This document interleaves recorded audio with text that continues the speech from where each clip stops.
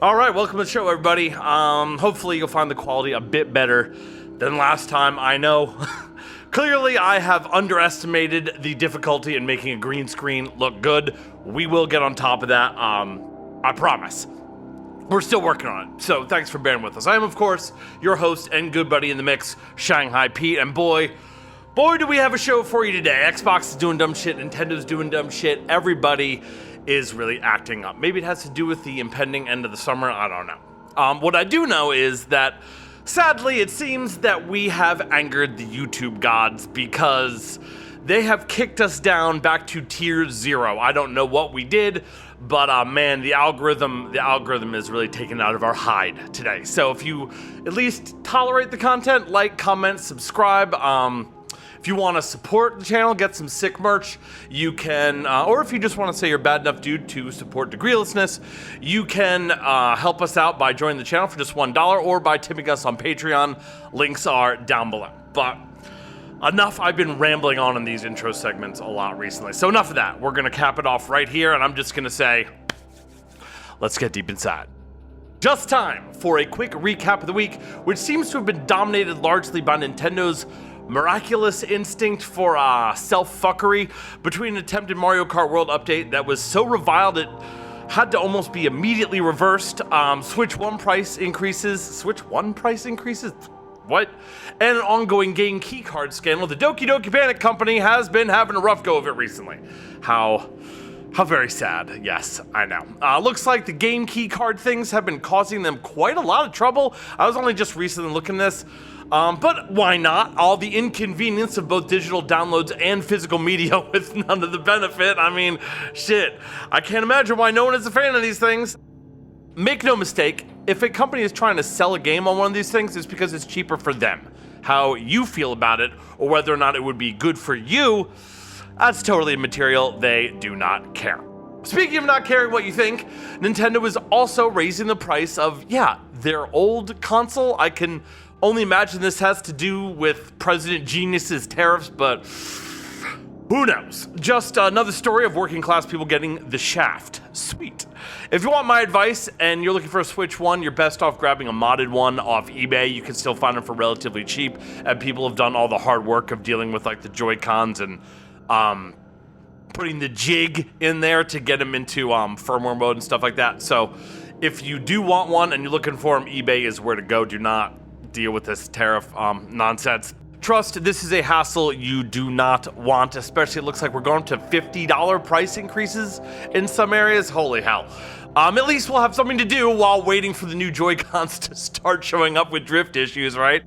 And as if that was not enough, now Nintendo's also going after a charity. I mean, what's next, guys? You just gonna start straight up melting orphans and poor people into biofuel or something? Like, what's the plan here?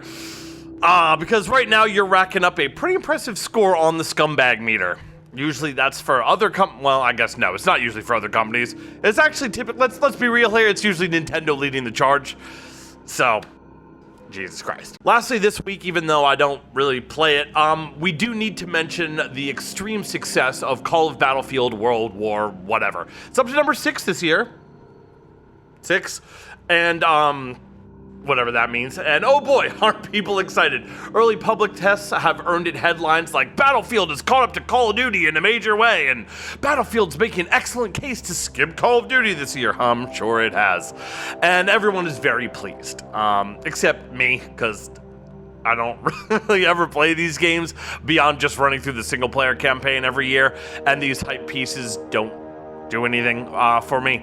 I'm interested in what you guys have to say though, and I'm happy for fans that it seems like you're actually getting a good product this year, so that's awesome. Let us know down below, do you fuck with Battlefield, Call of Duty? Do you play the yearly cycle? I'm interested. Moving on. For our main story tonight, it seems that Big Brother is getting all big brothery again. And no, I don't mean just a bunch of hogs getting mad that they can't do Nazi salutes without pissing people off. No, we're actually going to leave the culture war side of the library alone this week, and instead we're checking out a volume from the dystopian section. Looks like payment processors like Visa and MasterCard are trying to play dad once again and are conspiring to keep y'all away from your waifus by refusing to process certain transactions from platforms like Steam and Itch. Most notably, the spicy kind of transactions. Oh, heavens, a vagina. Yes. Very concerning. As per SteamDB, Steam has added a new rule disallowing games that violate the rules and standards set for by what? By the platform? The publishers? No, by the payment processors. Yeah, we're doing this again. Apparently. Obviously, we cannot have this, and they tried it before. The PayPal scandals, OnlyFans backlash, if you guys remember that. Never with any great effect, mind you, fortunately. Normally, I think the slippery slope arguments are kind of silly, usually involve right-wingers looking for an excuse to discriminate against people or say the N-word, neither of which I'm in favor of, obviously. But in some situations, there is a good case to be made for the slippery slope argument, and this just happens to be one of those times. As I'm sure y'all know, it never stops at porn, or they try to ensure that it never stops at porn. Just ask good old Larry Flint. So let's check out the story from Polygon, who I was surprised to find did a pretty good breakdown. My. It has been weeks of anger and confusion for fans and game developers ensnared in the debacle between gaming storefronts like Valve and itch.io. Why do they say Valve and not Steam? I don't know, that's weird. And the payment processors that service them. Who exactly is responsible for the recent crackdown on adult games? I must have my prawn. I must find out. The answer changes depending on who you ask. The vagueness has been accompanied by an avalanche of actions from fans, developers, and even storefronts as folks unite against the possibility of video game censorship, of course.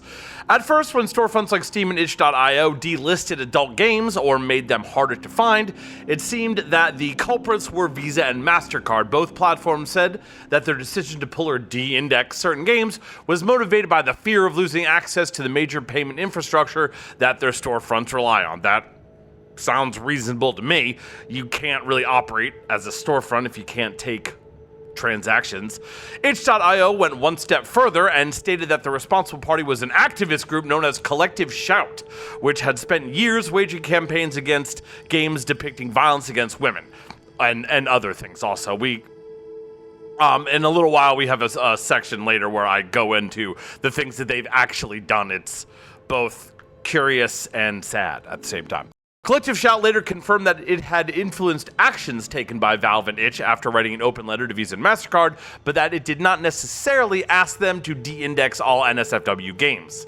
They say, "We've raised our objections to rape and incest games on Steam for months, and they ignored us for months. We approached payment processors because Steam did not respond to us." Oh, how sad. "We called on Itch to remove rape and Can I say that? Is that going to make YouTube hate me even more? Maybe. We called on Itch to remove grape and incest games that we argued normalized violence and abuse of women. Itch.io made the decision to remove all NSFW content. Our objections were to content that involved sexualized violence and torture of women." I mean, that's the danger of these things. On the surface, yeah, who wants that? But obviously it never stops there. You can't really take their word for it. Itch's move saw unrelated games like mouth-washing seemingly disappear from the storefront. Mouth-washing. But Itch has since gone on to relist free adult games. The indie platform also clarified that mouth-washing hadn't been indexed since October 24 because the developer failed to meet the storefront standards by redirecting fans to the game's main Steam page. Meanwhile, gamers have mobilized en masse to deluge Visa and MasterCard by any means necessary, including clogging their phone lines, sending emails, and calling into investor meetings. Now, if only people could mobilize en masse like that to things that were, I'm not going to say relevant, because this is certainly relevant to a certain degree, but perhaps maybe slightly more pressing, let's say. Somehow, all of that has merely been the tip of the iceberg when it comes to the ongoing adult game crisis. Now it's a crisis. Now it's a full-on crisis. Since the fire started spreading, both Visa and MasterCard have said that they have not pressured storefronts like Steam to do anything specific regarding adult games. Quote, "Put simply, we allow all lawful purchases on our network," MasterCard said in a statement. At the same time, that's the but, right? At the same time, meaning, but we do require merchants to have appropriate controls to ensure MasterCard cards cannot be used for unlawful purchases, including illegal adult content. I mean, that still sounds pretty black and white, but you can see where there could be room for misinterpretation. So if Visa and MasterCard didn't ask storefronts to censor their games, what in the world is going on then? The answer is unclear because Valve insists that while MasterCard did not discuss anything like that with the maker of Steam directly, other payment processors like banks communicated the issue to them in their stead. Valve said in a statement to Kotaku that it cited to payment processors in 2018 its policy to distribute games that are legal for distribution. Payment processors allegedly rejected that policy, citing a MasterCard rule. A spokesperson said in reference to the payment processors' regulations around the sale of illegal material or goods that threaten to damage the brand's image. Now that is much more subjective now, isn't it, folks?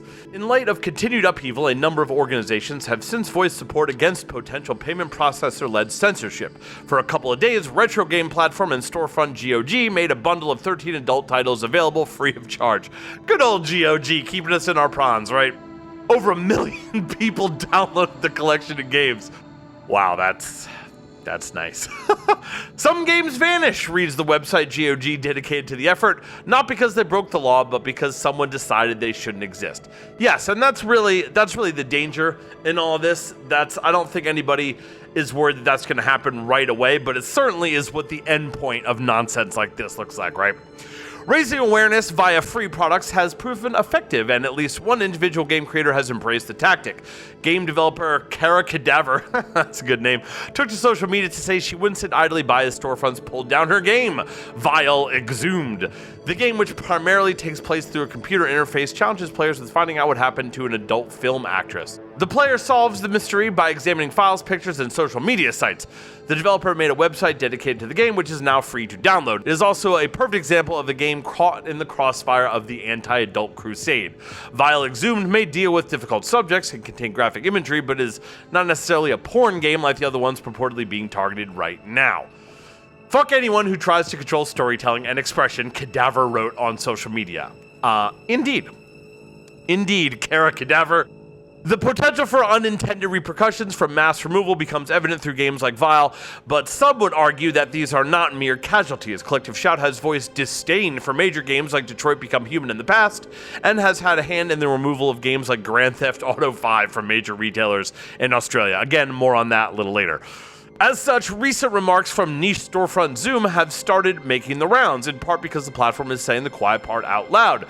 The storefront won't be pulling games anymore, and its proprietors are looking for alternative options for payment processors. I mean, good luck, but I don't know how well that's really going to go down. And its proprietors are looking for eternal options, blah, blah, blah. But a spokesperson for Zoom has gone on record saying the abolition of games depicting any type of uncomfortable subject matter threatens to spread if major players like Steam capitulate, which, again, of course, is very, very true. Zoom listed franchises like Grand Theft Auto, Duke Nukem, and Saints Row as possible marks for Collective Shout. I mean, Duke Nukem, I think Duke Nukem is spread just about as far as it's gonna at this point. Saints Row, do people still play that? And as far as Grand Theft Auto is concerned, let's be honest, I don't know what it would take to stop Grand Theft Auto 6 from being consumed by literally everybody in existence when it comes out. So, I mean, good luck, I guess. If one thing has come from all this, it's that alternative storefronts like Newtaku have entered the spotlight as they reiterate their commitment to adult games or to finding other solutions for payment processing. Lewd Gaming Matters, the storefront announced on social media in a post encouraging developers who'd had games delisted to reach out.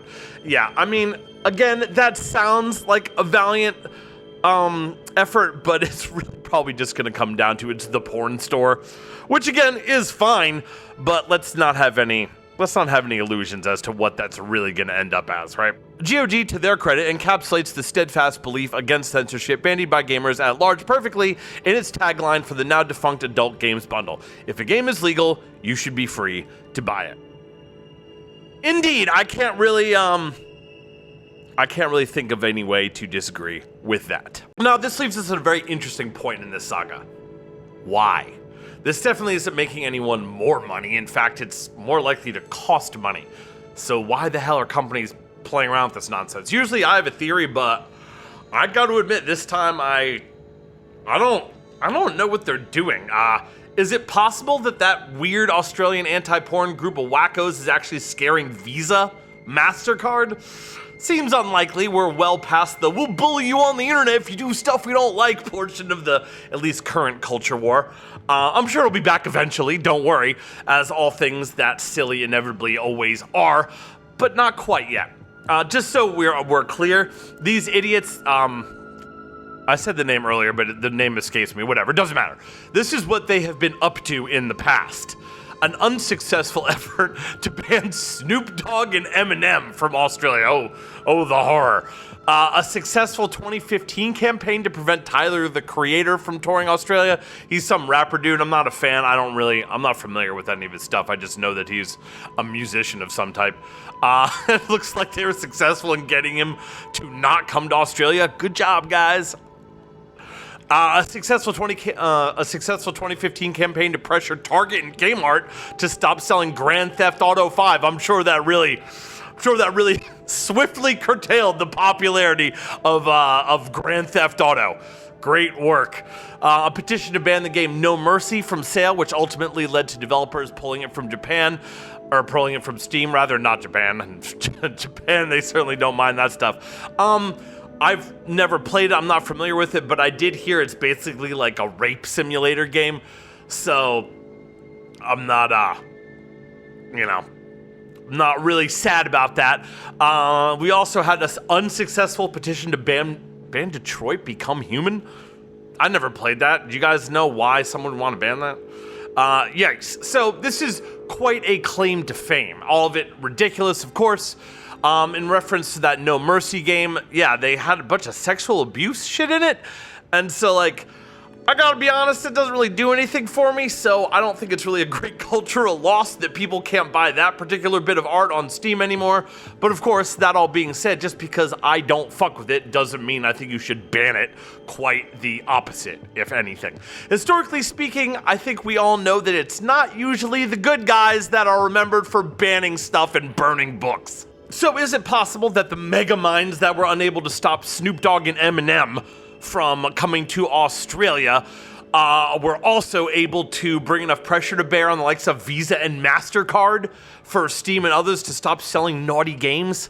Again, it seems kind of unlikely to me, and it sounds like we're missing a major part of this story, honestly, and hopefully we get an answer soon that makes a little more sense, especially if this nonsense doesn't quiet down quickly enough, but who knows. My personal take, beyond the hyperbole and bullshit, guys, it's just shit kickers doing what they do, hunting for attention, kicking shit around until someone yells about it loud enough for them to get some clicks. So what it sounds like to me, maybe not. If this continues much past a few little weird lowly games or something getting banned, I will be surprised. Corpos, they just like money too much to allow this stuff to go on for too long. Acquiescing to an Aussie pressure campaign that only affects a tiny, tiny portion of digital game sales and revenue, that's one thing. But push it much farther than that, and you'll soon be talking about, real money, and more importantly, losing it. So, that's something corpos actually don't like. They actually don't like that. So I won't apologize for sounding the alarm whenever a credible censorship threat like this one even thinks about rearing its 1930s Germany-looking head. You can't even give that shit an inch. Though I do think it's possibly a false alarm here. It's always best to stay vigilant and not hysterical. In the end, put very simply, there's a difference between a platform and like a back end or a payment processor, and Visa, MasterCard, y'all are a payment processor. You're a back end. Stay in your lane, put the fries in the bag, process the credit card, and shut the fuck up. Woke up, smoke up, blunt, then I pass out, woke up, what up, smoke up, blunt, then I back down, what? Yup, woke up, smoke up, blunt, then I pass out.